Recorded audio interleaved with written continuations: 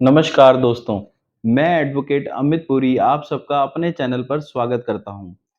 दोस्तों, आज इस वीडियो में हम बात करेंगे कि लोगों द्वारा अक्सर एक सवाल पूछा जाता है कि क्या आपसी समझौते के आधार पर ट्रायल कोर्ट के किसी फैसले को जिसमें सजा सुनाई गई है, यानी कि किसी केस में कन्विक्शन हुई है, क्या उसे आपसी समझौते के आधार पर क्वैश करवाया जा सकता है? क्या उसे सेट असाइड करवाया जा सकता है? आज इस वीडियो में इसी सवाल को लेकर आई एक Punjab and Haryana high court की खास जजमेंट के बारे में बात करेंगे। लेकिन आगे बढ़ने से पहले अगर अभी तक किसी ने हमारे चैनल को सब्सक्राइब नहीं किया तो चैनल को सब्सक्राइब जरूर कर लें और बेल आइकन बटन दबाना ना भूलें। आइए वीडियो को स्टार्ट करते हैं और बात करते हैं कि आपसी समझौते के आधार पर किस तरह किसी कन्विक्शन की जजमेंट साइड करवाया जा सकता है, उसे खारिज करवाया जा सकता है। दोस्तों, आम तौर पर रूटीन में बात की जाती है quashing of FIR on the basis of compromise के बारे में, यानी कि आपसी समझौते के आधार पर किसी भी एफआईआर को रद्द करवाना। यह वह स्टेज होती है जब किसी प्रकार की कोई एफआईआर दर्ज हो चुकी होती है लेकिन केस चल रहा होता है और कन्विक्शन नहीं हुई होती, यानी कि केस डिसाइड नहीं हुआ होता। आम तौर पर जब कोई भी केस चल रहा होता है लेकिन पार्टीज का इस दौरान आपस में अगर कोई समझौता हो जाता है और वह आपसी समझौते के आधार पर केस खत्म करना चाहते हैं, तो वह आपसी समझौते के आधार पर हाई कोर्ट में एक पिटीशन दायर करके आपसी समझौते के आधार पर एफआईआर को क्वैश करने की रिक्वेस्ट कर सकते हैं।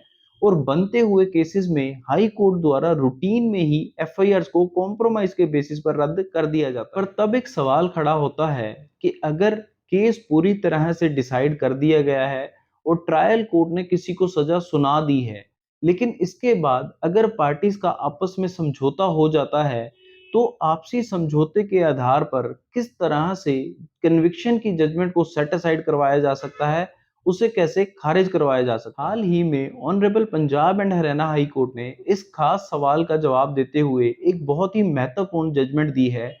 केस का title Gurmel Singh versus state of Haryana 2013। इस केस में अक्यूज पर्सन्स ने साल 2013 में माननीय हाई कोर्ट में अपने कन्विक्शन की जजमेंट को चैलेंज किया और रिवीजन पिटीशन नंबर 2594 2013 फाइल की। इस केस में कंप्लेनेंट द्वारा एक एफआईआर नंबर 582 साल 2000 आईपीसी की धारा 419, 420, 467, 468, 471 व 120 बी के तहत दर्ज करवाई गई। इस एफआईआर में निचली अदालत द्वारा अक्यूज पर्सन्स के खिलाफ फैसला सुनाया गया और उन्हें दोषी करार दिया गया। साल 2013 में अक्यूज पर्सन्स ने हाई कोर्ट का रुख किया और अपनी कन्विक्शन की जजमेंट को चैलेंज किया और इसी दौरान पार्टीज का आपस में समझौता हो गया।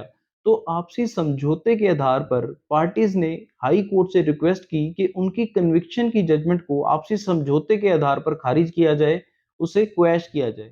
हाई कोर्ट के सामने यह सवाल था कि क्या आपसी समझौते के आधार पर कन्विक्शन की जजमेंट को सेट असाइड किया जा सकता है, क्योंकि आमतौर पर चलते हुए केसेस को आपसी समझौते के आधार पर क्वैश करना तो कहीं ना कहीं रूटीन की बात है, लेकिन कन्विक्शन के बाद आपसी समझौते के आधार पर एक जजमेंट को सेट असाइड करना मामूली बात नहीं है। हाई कोर्ट ने केस के तथ्यों व गवाहों व हालातों को मद्देनजर रखते हुए सारे फैक्ट्स को जांचने के बाद कुछ अहम टिप्पणियां की हैं। पार्टीज के आपसी समझौते के आधार पर निचली अदालत में दी गई स्टेटमेंट के आधार पर यह कहना गलत नहीं है कि पार्टीज ने आपसी समझौते के आधार पर मामले को सेटल कर लिया है, अपनी डिस्प्यूट को खत्म कर लिया है। डॉक्यूमेंट्स को देखने से यह साफ पता चल रहा है कि पार्टीज के साथ किसी प्रकार का कोई धक्का नहीं हुआ, किसी प्रकार का कोई अनड्यू इन्फ्लुएंस नहीं था और किसी प्रकार की कोई परेशानी पार्टीज को नहीं हुई। आपसी समझौते के आधार पर केस खत्म करने को लेकर भी कंप्लेनेंट को किसी प्रकार का एतराज नहीं है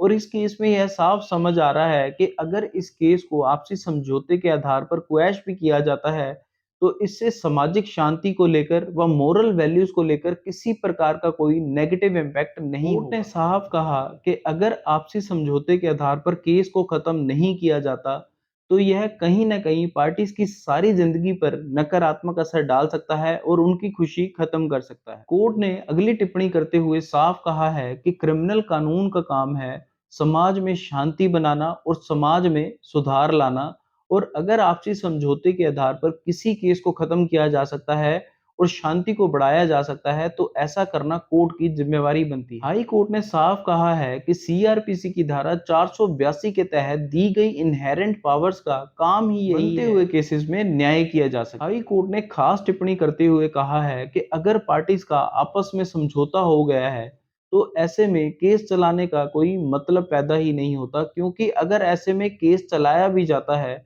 तो भी कंप्लेनेंट जो पार्टी है वह पुलिस का साथ नहीं देगी। इसलिए कोर्ट ने साफ कहा कि यह एक ऐसा केस है जिसमें रिवीजनल पावर्स व सीआरपीसी की धारा 482 के तहत दी गई इनहेरेंट पावर्स का यूज करते हुए इस केस में कन्विक्शन की जजमेंट को आपसी समझौते के आधार पर क्वैश कर देना चाहिए। हाई कोर्ट ने अपने इस फैसले में लगभग 25 से 30 ऐसी जजमेंट्स का हवाला दिया है जो कि डिफरेंट हाई कोर्ट्स की हैं व सुप्रीम कोर्ट की है, जहां आपसी समझौते के आधार पर या तो सजा को कम किया गया है या केसेस को क्वैश कर दिया गया। हाई कोर्ट ने साफ कहा है कि ऐसे मामलों में न्याय करने के लिए हाई कोर्ट के पास सीआरपीसी की धारा 482 के तहत इनहेरेंट पावर्स मौजूद हैं, जिनका सदुपयोग करते हुए ऐसे मामलों में न्याय किया जा सकता है।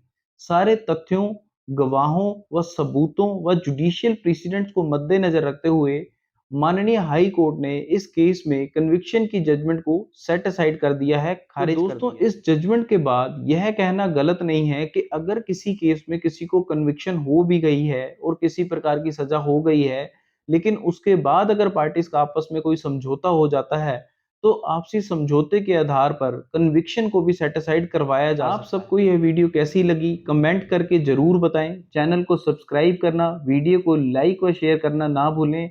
जल्द ही मिलेंगे एक नए वीडियो के साथ, एक नए टॉपिक के साथ। तब तक मुझे दीजिए इजाजत। नमस्कार।